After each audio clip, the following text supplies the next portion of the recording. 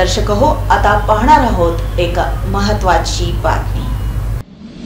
शालेय जीवनातील मुलांमध्ये उत्सुकता आणि विचार करण्याची प्रचंड क्षमता असते। त्यामुळे चांगले संशोधक घडून त्यातून उत्तम समाज निर्मिती व्हावी याकरिता दैनंदिन जीवनातील समस्यांना संशोधनाशी जोडण्याचा प्रयत्न शिक्षकांनी करावेत त्याची आवश्यकता आहे। तसंच शालेय वयातच त्यांच्यावर संशोधन कौशल्य आणि उद्यमशीलतेचे संस्कार करावे असं आवाहन पुण्यश्लोक अहिल्यादेवी होळकर सोलापूर विद्यापीठाचे कुलगुरू डॉक्टर प्रकाश महानवर यांनी केलं। पुण्यश्लोक अहिल्यादेवी होळकर सोलापूर विद्यापीठाच्या नवोपक्रम नवसंशोधन आणि सहचर्य विभागातर्फे प्राथमिक आणि माध्यमिक शाळांच्या शिक्षकांकरिता आयोजित उद्यमशाळा या 2 दिवसीय कार्यशाळेचे उद्घाटन शुक्रवारी विद्यापीठामध्ये कुलगुरू डॉक्टर प्रकाश महानवर यांच्या हस्ते करण्यात आलं। यावेळी ते बोलत होते। या प्रसंगी व्यासपीठावर पुण्यश्लोक अहिल्यादेवी होळकर सोलापूर विद्यापीठाचे प्रकुलगुरू प्राध्यापक डॉक्टर लक्ष्मीकांत दामा, राष्ट्रीय शोधयात्रा अभियानाचे राष्ट्रीय समन्वयक चेतन पटेल, शिक्षणाधिकारी प्राथमिक कादर शेख, गट शिक्षणाधिकारी बापूराव जमादार, विद्यापीठाच्या इन्क्युबेशन सेंटरचे संचालक डॉक्टर विकास पाटील,